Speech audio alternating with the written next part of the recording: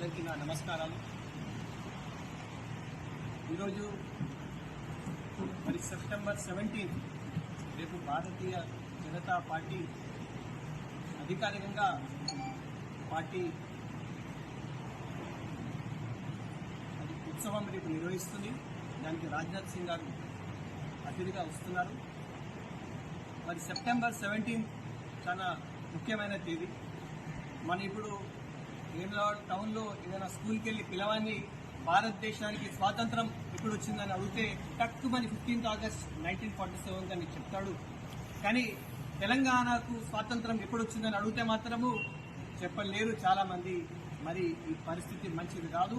తెలంగాణ ఆత్మగౌరవానికి మన తెలంగాణకు స్వాతంత్రం ఎప్పుడు వచ్చిందని తెలియకపోవడం, ప్రజలందరికీ తెలియకపోవడం చాలా మరి మంచి విషయం కాదు. నిజాం పరిపాలనలో తెలంగాణ ఎన్నో అకృత్యాలకు గురైంది.